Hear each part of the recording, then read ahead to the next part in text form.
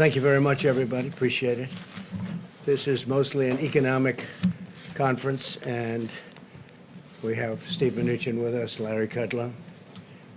I'd like to just announce the spectacular news for American workers and American families and for our country as a whole. There's not been anything like this, a record-setting. It was just put out that the United States economy added almost 5 million jobs in the month of June, shattering all expectations. I was watching this morning, and the expectations were much lower than that. The stock market is doing extremely well, which means to me jobs. That's what it means, jobs. This is the largest monthly jobs gain in the history of our country. The unemployment rate fell by more than 2 percentage points, down to just about 11%. We're down to the 11% number. We started at a number very much higher than that. As you know, we broke the record last month, and we broke it again this month in an even bigger way. This news comes on top of May's extraordinary jobs report, which was revised upwards, by the way, to 2.7 million jobs. It was 2.5, that was last month, and that was a record setter. But it actually got a little bit better. We revised it. It was revised upward to 2.7 million jobs, for a combined total of 7.5 million jobs created in the last 2 months, and that's a record by many millions of jobs. So it's 7.5 million jobs created in the last 2 months alone. Today's announcement proves that our economy is roaring back. It's coming back extremely strong. We have some areas where we're putting out the flames or the fires, and that's working out well. We're working very closely with governors, and I think it's working out very well. I think you'll see that shortly. In June, we added 2.1 million leisure and hospitality jobs, 740,000 retail jobs, 568,000 education and healthcare jobs, 357,000 service jobs. These are all historic numbers. And 356,000 manufacturing jobs. And manufacturing looks like it's ready to really take off at a level that it's never been before, and a lot of that has to do with our trade policy, because we're bringing manufacturing back to our country, and these take a long time to get going, and they're now going. So these are historic numbers. I'm really happy when I see 356,000 manufacturing jobs, and that's just a small number compared to what it will be soon because of our great trade deals. African American workers, really happily for me, made historic gains, with 404,000 jobs added last month alone, and that's a record. And the second largest jump will be last month, and what we have, if you add the 2 months together, it's 700,000 jobs for African American workers added in the last 2 months, and that's a record by a lot. Likewise, Hispanic employment is up by 1.5 million jobs, a record by a lot. Hispanic employment up 1.5 million jobs. 3 million more women were employed in the month of June, a record. Never had a number like that. Workers with a high school education or less made the biggest strides of all. So people that have just a high school education or have less than a high school education, with unemployment, those without a high school diploma dropped a full 3.3 percentage points. That's the largest drop in recorded history. 80% of small businesses are now open, 80%. And we think we're going to have some very good numbers in the coming months because others are opening. And especially as we put the flame out, getting rid of the flame, it's happening. New business applications have doubled since late March. That's a number that is not even thinkable to achieve this early into a pandemic. The latest ISM manufacturing report rose 10 percentage points, with new orders jumping a remarkable 25 percentage points, all a record. Consumer confidence, which is great, that's a great number to me because that means confidence is really good. If you don't have good consumer confidence, it's like life. If you don't have confidence, you're not going to do very well. Consumer confidence has risen 12 points since April, and 6-month job expectations hit an all-time high. So think of that for a second. With all we go through, with all of the trials and tribulations that we read about every night, much of it totally fake news, fortunately.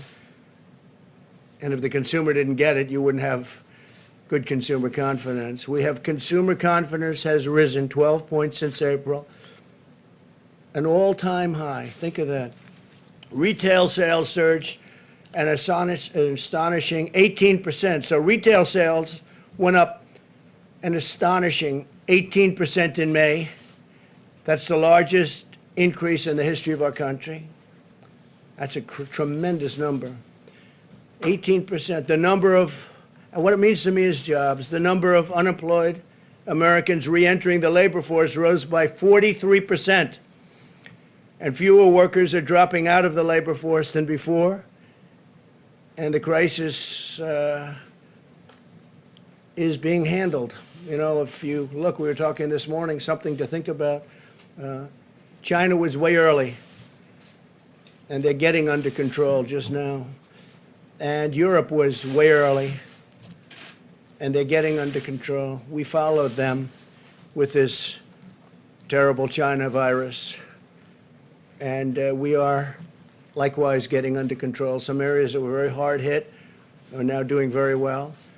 Some were doing very well, and we thought they may be gone, and they flare up, and we're putting out the fires. But other places were long before us, and they're now, it's a life, it's got a life. And we're putting out that life, because that's a bad life that we're talking about. But all of this suggests that workers are confident about finding a new job. The stock market is soaring with the best gains in over 20 years. In the second quarter, the Dow Jones increased 18%. This is in a quarter, 18. These are not numbers that people have heard about. It's the best in 33 years. The S&P 500 increased by almost 20%, the best since 1998 for the quarter. And NASDAQ increased over 30%, the best since 1999. And we had a 50-month, if you look over a long period of time, a phenomenal number. But if you look since the election, we've gone up. The Dow went up close to 45%. The S&P 500 went up 47%. And NASDAQ Composite went up getting close to 100%. So these are numbers that are not numbers that other presidents would have, and they won't have it. The only thing they can kill it's a bad president or a president that wants to raise taxes. You want to raise taxes, this whole thing, your 401ks will drop down to nothing, and your stock market will drop down to nothing. This is not just luck, what's happening. This is a lot of talent. All of this incredible news is the result of historic actions my administration has taken working with our partners in Congress to rescue the U.S. economy from a horrible event that was formed, took place in China, and came here, and they could have stopped it. They could have stopped it. Nobody likes to write that, but they could have stopped it. They know it, and I know it. Through the Paycheck Protection Program, we've extended over $520 billion in loans to nearly 5 million small businesses, saving and supporting the jobs of tens of millions of American workers. This has been a tremendous success, levels that nobody's ever seen before. But we saved all of those jobs and all of those small businesses, and some will be large businesses soon, perhaps. We also rushed urgently needed relief to millions and millions of hardworking taxpayers. They got that directly, and we're working on a phase 4. We're working with Congress. That work has started. Steve Mnuchin can give you a little briefing. Talking about payroll tax cuts. We're talking about more money being infused. And it comes back to us. It comes back. It's all coming back. It's coming back faster, bigger, and better than we ever thought possible. These are the numbers. These are not numbers made up by me. These are numbers. We've implemented an aggressive strategy to vanquish and kill the virus and protect Americans at the highest risk, while allowing those at lower risk to return safely to work. That's what's happening. Our health experts continue to address the temporary hotspots in certain cities and counties, and we're working very hard on that, where the relationship with the governors is very good. We made a call, Mike Pence made a call just yesterday and said, what do you need? Not one governor needed anything. They don't need anything. They have all the medical equipment they can have. Thank you, U.S. government. They have all of the ventilators they have. You know, we're giving many ventilators and selling in some cases and giving when needed, but we're the ventilator king. We're now producing thousands of ventilators a week, and we're helping other countries. And other countries are desperately in need of ventilators, because this is now at 189 countries. That changes all the time, that number. Our last count is 189 countries, and many of them don't have money, and almost all of them don't have a capacity to build a ventilator, which is hard to build, very complex, very expensive, very big in many cases. We've done an incredible job. So we have assembly lines building ventilators, and we're building thousands a week. All of these people are working with governors and local officials to restore best practices, and that's what we've done. That includes face coverings, social distancing, testing, and personal hygiene. Wash your hands. State officials will decide how rapidly to open their economies. That's largely up to them. If we see something that's egregious, we've gotten involved with a couple of them. We thought it was unfair. We'd like to see churches opened quickly, and some of them just don't want to do that. In New York, we got a great ruling from a judge, thank you, Judge, that they can open. If these best practices are implemented, the hot spots can be calmed quickly, and we understand this horrible disease right now. We didn't understand the disease at all. We did the right thing. We closed it up. We would have lost millions of lives. We've done a historic thing. We would have lost millions of lives. And now we're opening it up, and it's opening up far faster than anybody thought even possible, and more successfully. And as I said, you're going to have a fantastic third quarter. It'll be a third quarter the likes of which nobody has ever seen before, in my opinion. And the good thing is the numbers will be coming out just prior to the election, so people will be able to see those numbers. The fourth quarter, likewise, will be extremely good, and maybe most importantly, from the standpoint of our country itself, next year will be a historic year. Next year is going to be an incredible year for jobs, for companies, for growth. Things are happening like nobody would have thought possible. I do want to comment, Boeing, as you know, is moving along in their process. It's been a very hard process, a very complicated process, but they have made tremendous gains, and they're going for approvals on the aircraft, on the 737 MAX. They're also starting to do some real business, so I just want to congratulate Boeing. They've been through so much. I think it was probably the greatest company in the world. I used to say it was the greatest company in the world, and then it ran through a very tough period of time. But I just want to say that Boeing has made tremendous progress in a short period of time. And other companies I don't even have to talk about, because they're all setting records. Virtually every one of our great companies is setting records. So I want to thank everybody for being here today. These are historic numbers in a time that a lot of people would have wilted. They would have wilted, but we didn't wilt, and our country didn't wilt. And I'm very honored to be your president. Thank you very much. Thank you.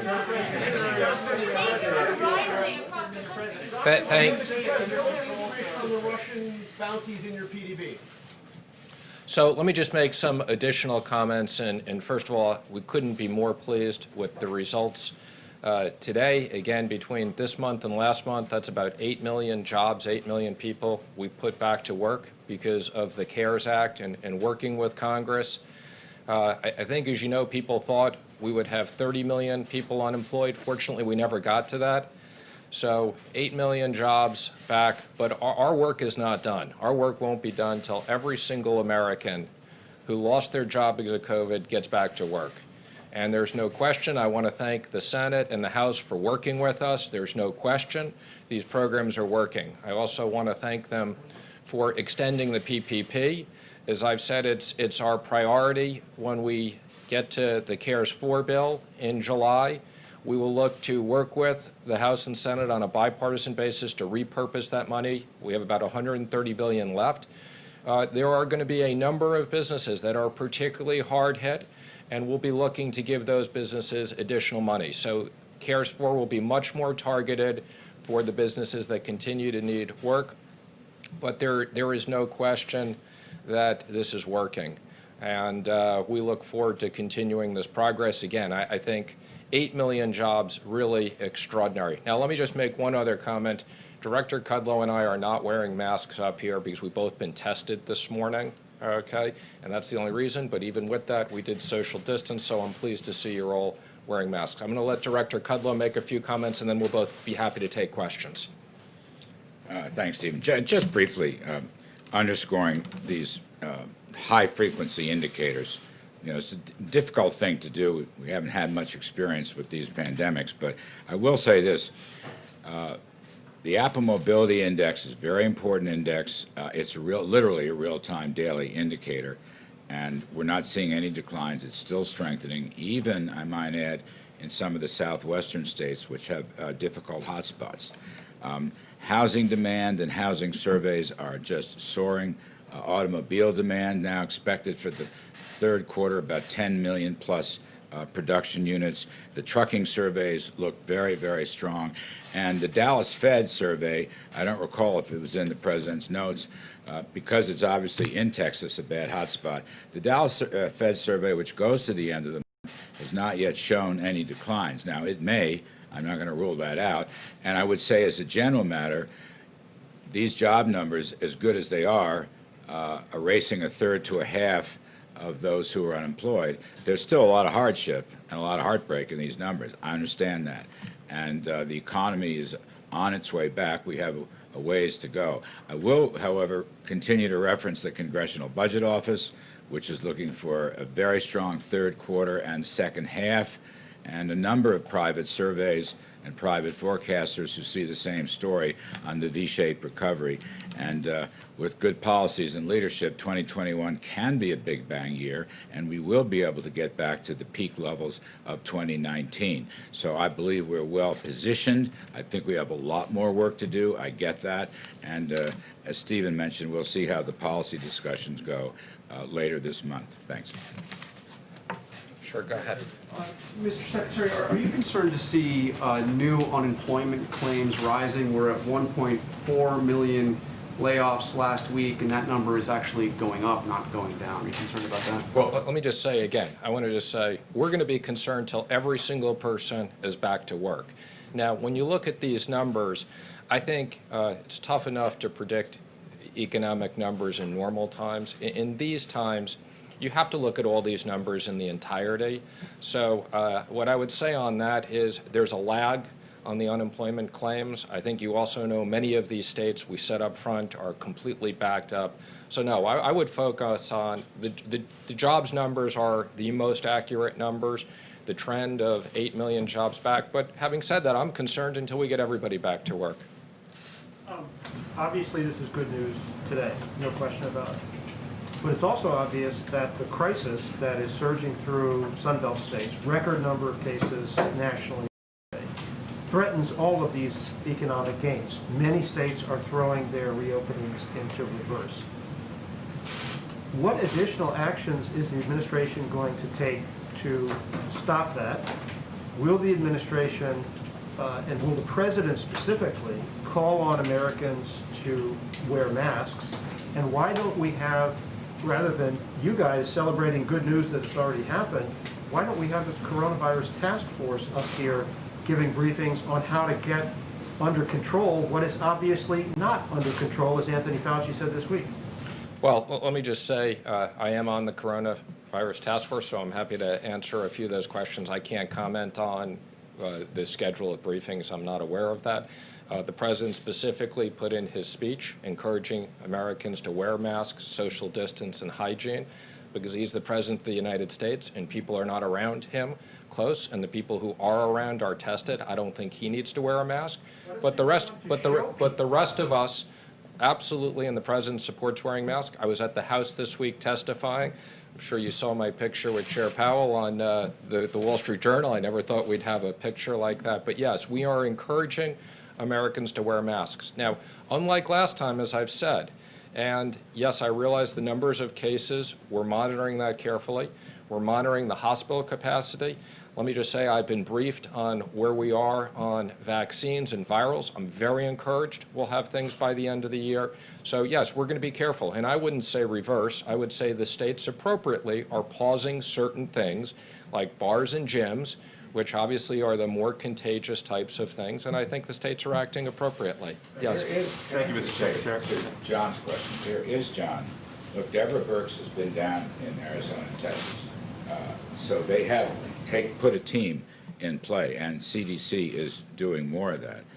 And what they're doing is working with local officials, government officials, but health officials, to really re-emphasize what I call the list of best practices. And I think that will do the trick. And if you have to phase out, as Stephen said, if you phase out bars, so be it for a few weeks. I think some places might have been over-exuberant and now have to come back and get back to these best practices of distancing and masks and testing and personal hygiene. But Larry, the President just said a few minutes ago that we're getting this under control. It is obvious to anyone watching that it is not under control, and Anthony Fauci said so out loud this week. I think what Dr. Fauci said is that if people don't take these things seriously, okay, that the numbers could continue to spike.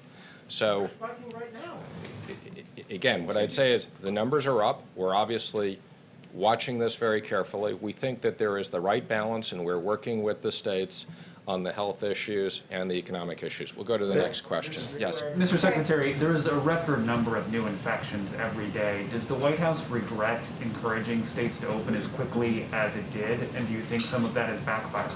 No, absolutely not. I think we've had a very careful plan, again, working with the states. This is primarily the states' responsibility, but working with the states. And again, I think there's plenty of places we can get people back to work safely. I can tell you in the Treasury, we're going to take more people back. We are social distancing. We're checking people's temperature at times. There is a safe way to reopen the economy, and we're going to do that carefully. Yes. Secretary, a lot of Americans are worried about what's going to happen with schools in the fall for kids, and there's a real economic argument that without schools, a lot of the workforce can't actually truly return to work. What is the administration doing about this? How are you working on it? Are there strategies that you're trying to employ? We're working with schools and universities. Again, I think in most cases, schools will be able to open safely. Some schools will need to spend money.